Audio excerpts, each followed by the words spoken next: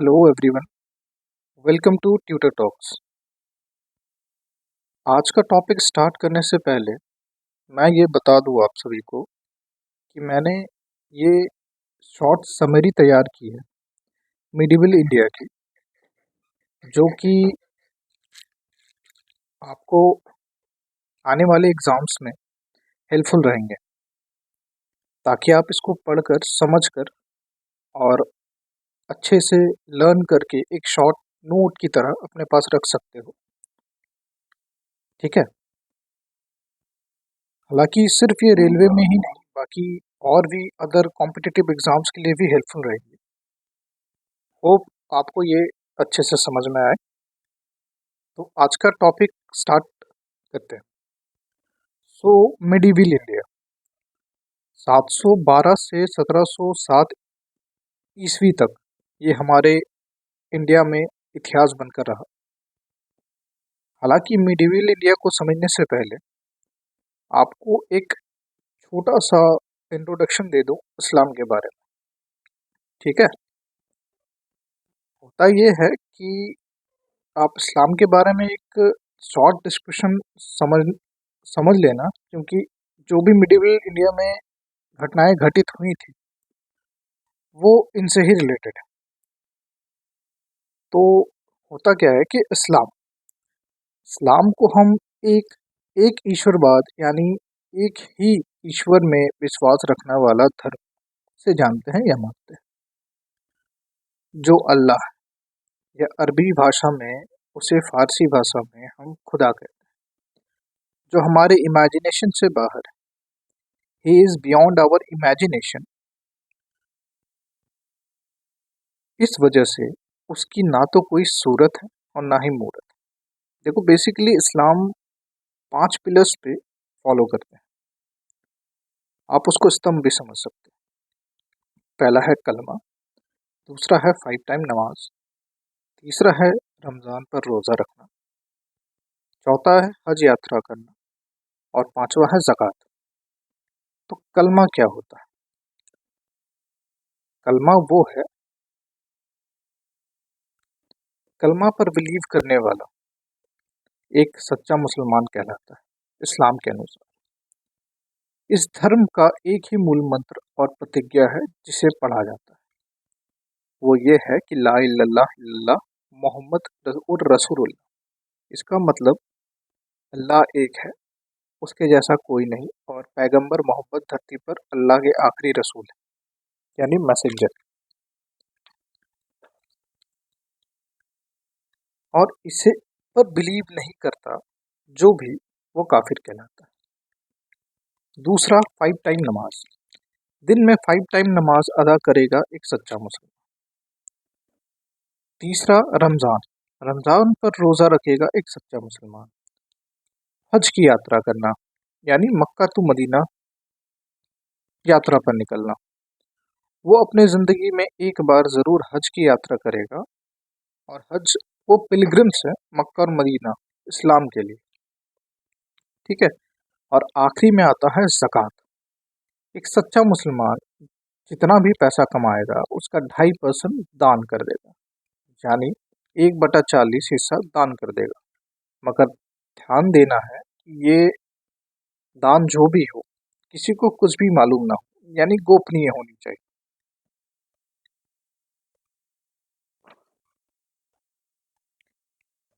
अब समझते हैं फाउंडर ऑफ इस्लाम के बारे में।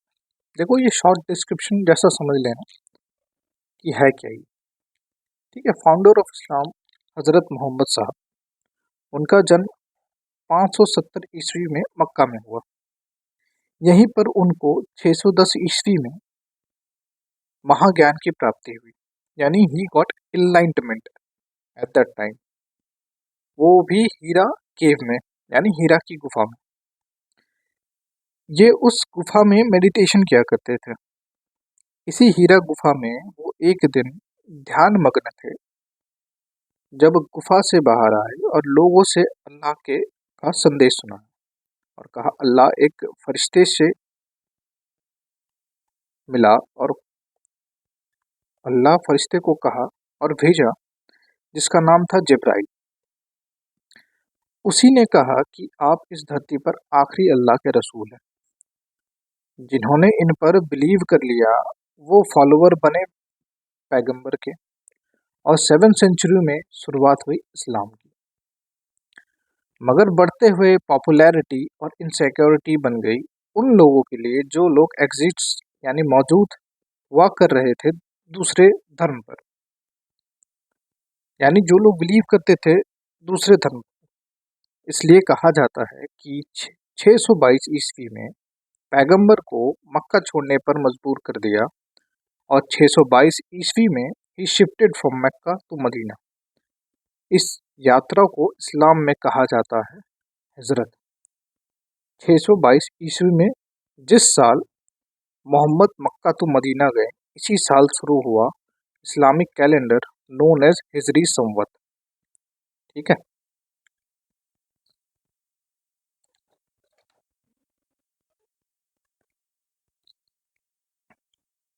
और मोहम्मद हमेशा के लिए मदीना में ही रहे, और मृत्यु भी उनकी मदीना में ही हुई 632 ईस्वी में।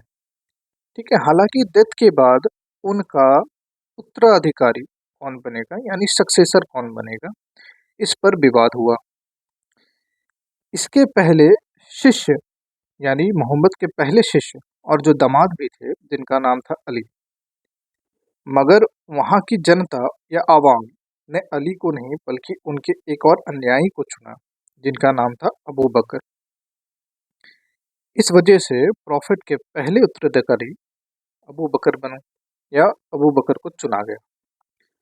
इसे लोग खलीफा भी बुलाते थे, यानी जो इस्लाम के सबसे बड़े गुरु अथवा जो प्रॉफिट के बाद सक्सेसर बने। इसके बाद दूसरे खलीफा बने उमर, और तीसरे खलीफा बने उस्मान। मगर विवाद तब शुरू हुआ जब अली खलीफा बने, क्योंकि कुछ मुसलमान जो अली को दिलो जान से मानते थे खलीफा, उनकी संख्या लगभग 20 से 25% यानी प्रतिशत ही थी, जो मानते थे अली को हमारा पहला खलीफा बने, और हम अबू बकर को नहीं मानते खलीफा। इसी विवाद को लेकर इस्लाम दो कम्युनिटीज में बट गए। जिन 15 से 20 मुसलमानों ने अली को पहला खलीफा माना वो कहलाए शिया मुस्लिम्स, और जिन जिन लोगों ने अबू बकर को पहला खलीफा माना वो कहलाए सुन्नी मुस्लिम्स।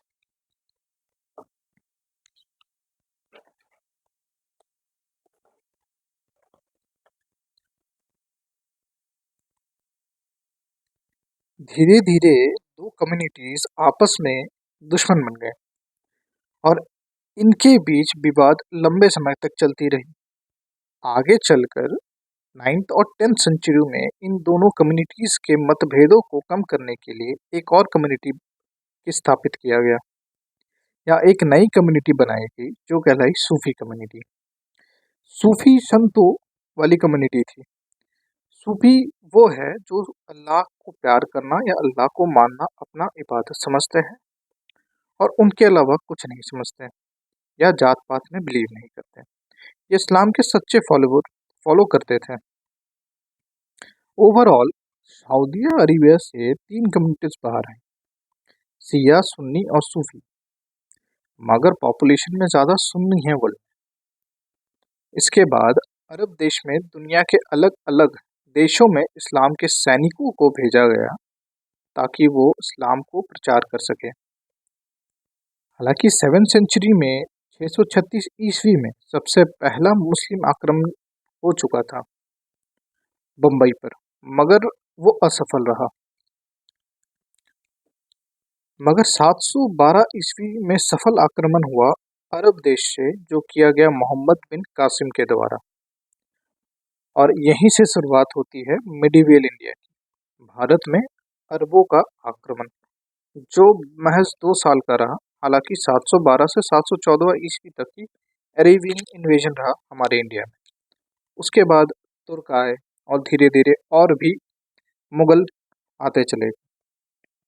तो अब समझते हैं अरेबियन इन्वेजन इन इंडिया, जो कि 712 से 714 ईस्वी तक रहा हमारे भारत में। भारत में अरबों का आक्रमण। पहला आक्रमण किया गया मोहम्मद बिन कासिम के द्वारा, जो 8 सेंचुरी में इस्लामिक खलीफा का पद हुआ करता था, जो कि सीरिया की एक राजधानी दमिश्क में था। यानी जो सीरिया के शासक हुआ करते थे वही इस्लाम जगत के खलीफा कहलाते थे। और इन्हीं खलीफा का गवर्नर, एक राज्यपाल, रूल किया करता था अरब में, जिसका नाम था अल हजाज। अल हजाज का सेनापति था मोहम्मद बिन कासिम। इस समय हिंदुस्तान के सिंध में एक हिंदू रूलर था जिसका नाम था दाहिर, जो ब्राह्मण डायनेस्टी का राजा था। सिंध के समीप देवल बंदरगाह से अरेबियन के व्यापारिक जहाज जाया करते थे। एक बार जब अल हजाज के व्यापारिक जहाज सिंध के समीप देवल बंदरगाह से गुजर रहे थे, तब दाहिर के सैनिकों ने देवल बंदरगाह पर आक्रमण किया और अरबों के जहाजों को लूटा, जिस वजह से भारी आर्थिक नुकसान पहुंचा अल हजाज को। फिर अल हजाज ने दाहिर को संदेशा भेजा कि आपके लूट की वजह से हमें बहुत नुकसान उठाना पड़ा, आप इसकी भरपाई कीजिए। मगर दाहिर ने मना कर दिया।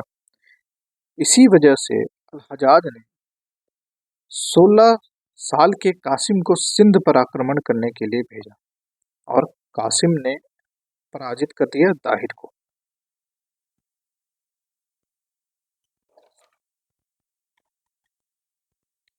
पराजित करने के बाद दाहिर की 2 पुत्रियां थीं और उन 2 पुत्रियों को अरब पहुंचा दिया अल हजाज के पास, ताकि उनके बेटों के साथ दाहिर की दोनों पुत्रियों को की शादी करवा दिया जाए। एक पुत्री का नाम था शौर्य देवी और दूसरी पुत्री का नाम था परमल देवी। देखो, आगे अरेबियन इन्वेजन में ज़्यादा कुछ है नहीं और 2 से 4 पॉइंट्स ही हैं। हालांकि ये कुछ कुछ की पॉइंट्स है जो आपको समझने चाहिए, क्योंकि यही से क्वेश्चन पूछा जाता है। ठीक है। हालांकि अब समझते हैं कि की पॉइंट्स कौन कौन से इंपॉर्टेंट्स हैं जो अरेबियन इन्वेजन में दिए गए हैं। भारत में अरबों के आक्रमण का जो सोर्स है, यानी जहाँ से हमें ये जानकारी मिली है, वो एक पुस्तक है जिसे एक अरबी भाषा में लिखा गया है, एक अज्ञात के द्वारा। पुस्तक का नाम है चचनामा। मगर बाद में कूफी नामक एक लेखक ने फारसी भाषा में इसका अनुवाद किया है तथा इसका अनुवाद उतबी के द्वारा भी किया गया है। तो पहला था कि Qasim was the first Muslim who invaded India successfully. ठीक है। He attacked Sindh and defeated Hindu ruler named Dahir. He was the first Muslim who applied jizya. Jizya एक प्रकार का टैक्स हुआ करता था जो कि नॉन मुस्लिम्स को देना पड़ता था। कासिम ने कहा था, या तो इस्लाम कबूल कर लो या तो टैक्स दो। अपने इनकम का 1/2 या 2/3 हिस्सा तक आपको टैक्स देना होगा। हालांकि जजिया हर किसी से वसूला नहीं जाता था, जैसे कि ब्राह्मणों से, विधवाओं से और विकलांगों से। इनसे कभी भी जजिया वसूला नहीं गया।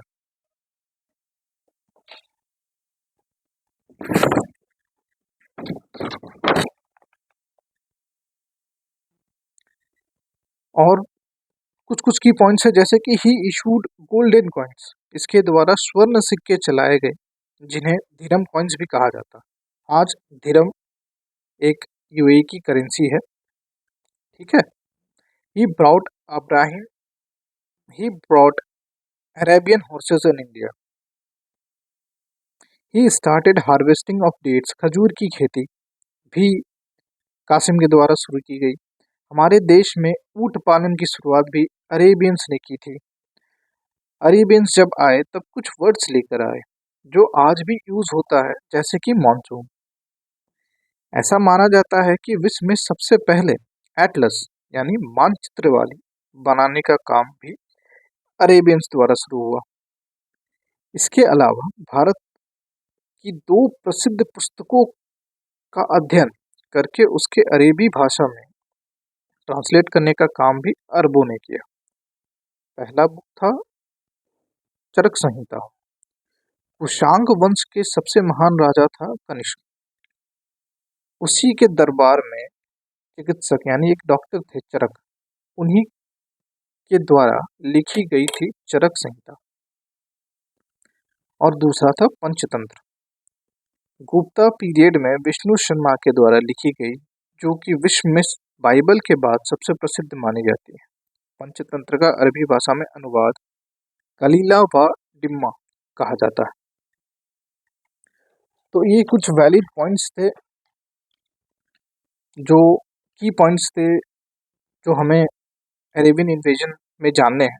हालांकि और 2 लाइन में अरेबियन इन्वेजन खत्म है। ठीक है, तो 2 साल तक सिंध पर कब्जा रहा मोहम्मद बिन कासिम का। कहा जाता है कि जिन पुत्रियों को अगवा कर अलहजाज के पास भेजा गया था, उन्हीं ने अलहजाज को कासिम के खिलाफ भड़काया और कहा हमारी इज्जत पहले से ही कासिम ने लूट चुकी। हालांकि इस बात का दावा चचनामा में लिखा हुआ है कि 714 ईस्वी को कासिम को अरब बुला लिया गया और इसी बात के लिए उसे मृत्यु की दंड दी गई। बस यहीं तक था अरेबियन इन्वेजन। होपफुली आपको समझ में आया होगा, क्योंकि ज़्यादा डीपली पढ़ के कुछ नहीं होने वाला। जो की पॉइंट्स थे आप उसको ध्यान से पढ़ लीजिए। और वीडियो को अच्छा लगा, वीडियो अगर अच्छा लगे तो please like share and subscribe. Thank you. आगे जुड़े रहिए ताकि मैं और भी मेडिवल हिस्ट्री या पॉलिटी के बारे में बात कर सकूं और आपको एग्ज़ाम के पॉइंट ऑफ व्यू से बता सकूं, ताकि आप जल्दी से जल्दी वीडियो को देख करके एक क्विक रिवीजन सा अपने माइंड में करके रख लो। So thank you.